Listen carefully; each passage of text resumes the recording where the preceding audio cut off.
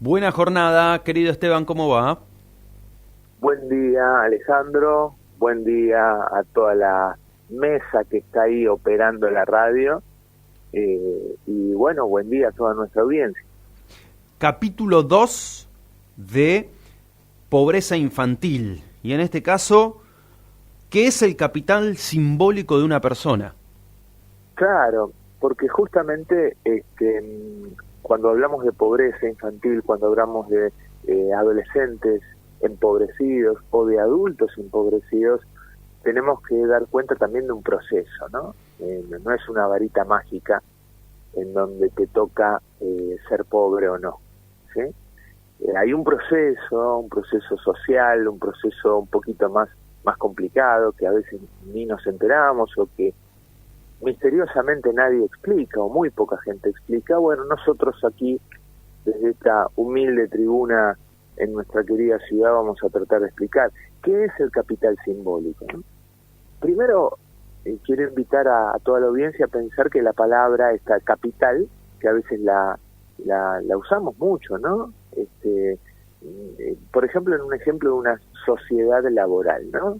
Y sabemos que hay un socio o hay alguien que pone el capital y el otro que aporta el trabajo, que aporta la fuerza laboral. Ese concepto de capital que hace muchos años, ¿no?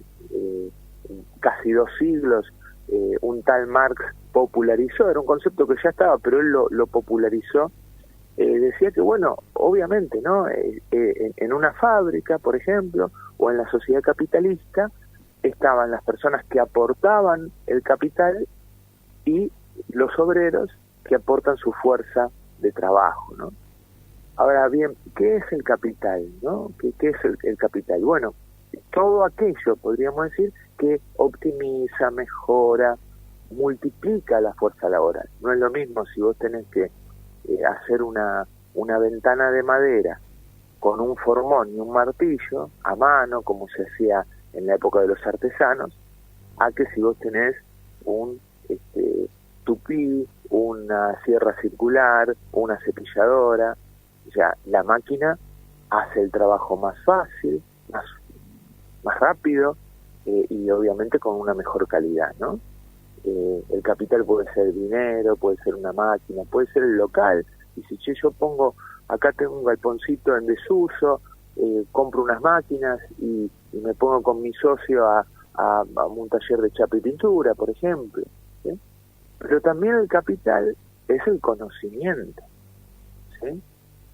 A veces alguien aporta a una sociedad el saber hacer algo, porque por más máquina que vos tengas, si no sabés marcar a 90 grados, hacer una escuadra o hacer un encastre para que una espiga entre, una madera entre en otra madera y ahí formar la ventanita, no vas a poder hacer nada, ¿no? Entonces el conocimiento es también parte del capital. Y ahí es donde quiero llevarlos inicialmente en esta cuestión del capital simbólico, ¿sí? O sea, el capital simbólico es el conocimiento que nosotros tenemos, las cosas que aprendimos, ¿sí? Eso es en las personas, ¿no? El capital simbólico es ese capital que vos tenés. Vos tenés dos manitos, podríamos decir, tu fuerza laboral. Pero nuestro cerebro, tu mente, forma parte de ese capital simbólico que todos los seres humanos tenemos. Pero ahí viene la cuestión que vamos a hablar y enlazar hoy con la pobreza, ¿no? Hay dos pilares del capital simbólico, o sea, dos columnas vertebrales, la educación y la cultura, ¿sí? Y el capital simbólico, ¿qué significa? Bueno, son las formas, las capacidades que nosotros tenemos de acercarnos a la realidad y conocer y entender esa realidad. Cuando pensamos en cultura, digamos, leerle un cuento a tu pibe es introducirlo en la cultura. Ver un clásico, no sé, dibujitos, lecturas clásicas, cuentos clásicos, también es introducirlos en la cultura. La música, el arte, si te ve tocando la guitarra, te ve tocando el acordeón y vos le transmitís eso a tu hija, ahí estás transmitiendo cultura y estás de alguna manera empezando a ponerle ese capital simbólico en su cabecita, ¿no? La educación, bueno, obviamente la educación, lógicamente, porque allí tenemos educación formal que se da en la escuela, educación informal que se da en casa o se da con un abuelo, cuando la abuela está enseñando a hacer una rica pasta frola, cuando el nono te está enseñando a cortar una madera o a soldar 2 piezas de metal. Ahí empieza esa educación informal que no se da en la escuela, pero se da en casa, ¿no? La educación formal, obviamente, en la escuela aprendemos matemática, lengua, aprendemos comprensión de textos. Y aquí viene un tercer elemento fundamental, que es el uso de las palabras. ¿Sí? A ver, Alejandro, ¿cuántas palabras pensás que conocés vos? ¿No? Una persona formada, un periodista que todos los días está en medios de comunicación. ¿Cuántas palabras más o menos maneja tu cerebro? A ver, tira un número, dale, y cada uno en casa piensa un poquito. No, me liquidaste. Nunca me hice esa pregunta. Aunque me gusta salir de las palabras más usuales, así que creo que muchas. No, pero escúcheme, juéguesela, no sea como un político 700. que no se la juega nunca. Dígame, ¿cuántas palabras maneja usted? 1800. Bueno, yo le digo que se quedó corto, conociéndolo y conociendo a lo que te dedicas. Alejandro Schiaffino maneja aproximadamente entre 4.000 y 5.000 palabras, Ajá. ¿no? Palabras que te permiten comprender, leer un diario, hacer un análisis de esa noticia y después tratar de transmitírsela a los oyentes. Te permite leer de forma rápida, con un tono de voz asequible, interesante para todas las personas que te están escuchando. Borges, por ejemplo, un erudito, vamos a pensar un erudito. A mí, yo soy fan de Borges. Borges por ahí manejaba entre 9.000 y 10.000 palabras. Conocía entre 10.000 y 9.000 palabras.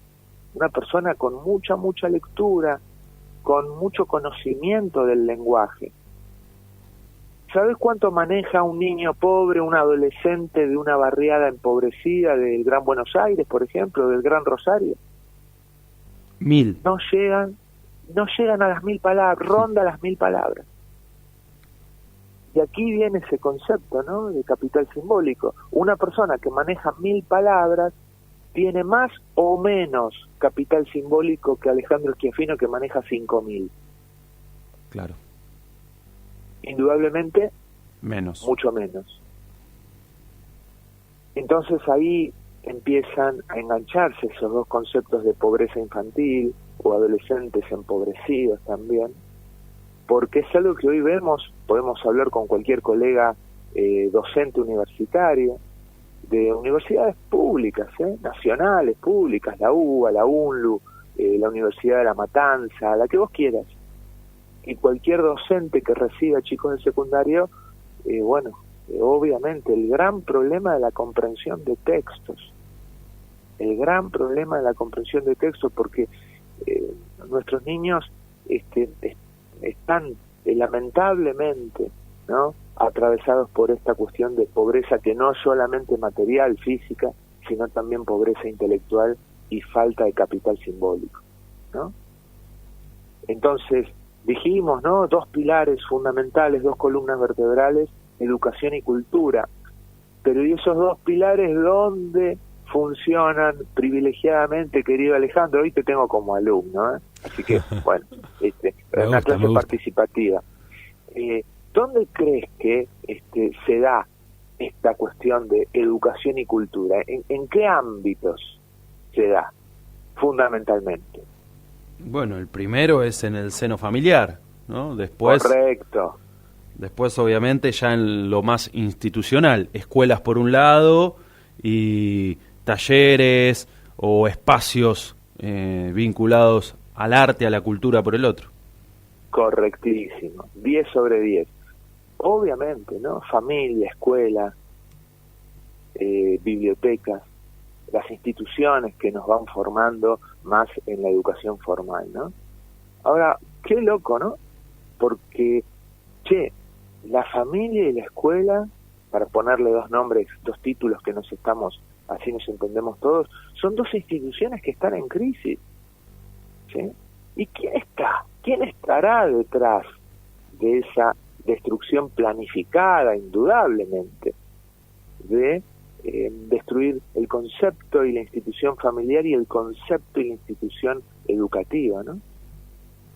Obviamente que por eso es muy importante defenderlas, ¿no? Una educación de baja calidad, una familia disfuncional, familias con violencia, familias que están rotas, familias donde no hay diálogo, docentes que hacen 40 cosas a la vez, indudablemente son la garantía de fijar y sostener a la pobreza estructural y también a la pobreza funcional, porque cuando hablamos de un pobre funcional hablamos también de capital simbólico. Hay muchísima gente que llega a fin de mes holgadamente y tiene un buen pasar económico, pero maneja 1000 palabras, ¿eh? Y ahí también hay una pobreza funcional que quizás no descubrimos o no es tan evidente, pero también es igual que la pobreza estructural. Entonces, bueno, estamos todos llamados a defender a estas dos instituciones, ¿no? ¿Cómo defendemos esta educación, este capital simbólico que damos en la familia? Y bueno, juntándonos, tratando de escucharnos entre nosotros, dialogando, poniendo a nuestros pibes más chiquititos en contacto con nuestros abuelos, con nuestros padres. O sea, un niño, todo esto que digo está estudiado científicamente desde hace ya muchos años. Un niño que conoce la historia de sus abuelos, que conoce su propio linaje, que habla con sus abuelos y el abuelo o la abuela le cuenta anécdotas de cuando era chica, de cómo era el barrio. Esa tradición oral genera muchísimos contactos neuronales. El cerebro de ese pibe o de esa piba está, pero encendido, fuego, analizando, escuchando, aprendiendo. En casa, con un juego de mesa, cuando jugamos a las cartas, jugamos al ludo, jugamos al ajedrez, estamos transmitiendo ese capital simbólico fundamental. En casa, si miramos la tele y hay cinco tontos mirando la tele y masticando, y solamente pasa eso, ahí no fluye el capital simbólico. ¿Cómo fluye? Y bueno, obviamente estamos mirando la tele, miramos una película, miramos una noticia, y después, a ver, ¿qué opinaste vos? ¿Qué decís vos de este personaje? ¿Por qué pasó esto? ¿Y esta noticia? ¿Qué tiene que ver esto con lo otro? Ahí estamos generando capital simbólico. Y indudablemente en la escuela, bueno, mayor vocación docente, punto 1. Punto 2, indudablemente desburocratizar el aula. Lamentablemente mis colegas docentes lo saben y yo lo veo casi diariamente. La semana pasada estuve en un taller en una escuela parroquial aquí, a la que voy a volver en breve. Y cuando vos escuchás lo que tiene que hacer un docente, más allá, antes de dar clases, todos los desafíos que tiene, y bueno, es muy difícil que esa educación sea de calidad. Entonces, una educación de baja calidad, sobre todo la educación pública de baja calidad, eso hay que transformarlo rápidamente. Porque si no, esas condiciones de pobreza estructural, esas condiciones de poquito capital simbólico, estos adolescentes que terminan el secundario casi sin comprender un texto, les va a costar muchísimo ingresar a la universidad o les va a costar muchísimo acceder a otro tipo de educación técnica. Entonces van a tener mayor probabilidad de empleos mal pagos, de no poder insertarse en un mundo laboral muy, muy complejo como el que estamos viviendo y de muchos cambios, de muchas transformaciones, ¿sí? Así que bueno, la pobreza material también conlleva a esa pobreza cognitiva que denominamos capital simbólico. Cuanto más cultura y más educación tiene una sociedad, más lejos de la pobreza y obviamente más independiente, más crítica de su tiempo histórico y social y más libre va a ser, querido Alejandro. Sí, señor, sin ningún lugar a dudas. Muchas gracias por otros lunes de aporte, de conocimiento, de reflexión, de análisis, en este caso, sobre el capital simbólico de una persona. ¿Alguna última definición? No, simplemente felicitar a mi alumno, que hoy te hice transpirar, así que pasaste al frente, muy bien, muchas gracias Alejandro, y bueno, ojalá todas estas cositas sigan sirviendo a toda nuestra audiencia. Tocó el timbre del recreo. Muy bien, salga al recreo, querido Schiaffino, nos vemos el lunes que viene. Adiós, hasta la semana próxima. Chau. Nuestro querido Esteban Gómez compartiendo su sabiduría en las mañanas de la radio.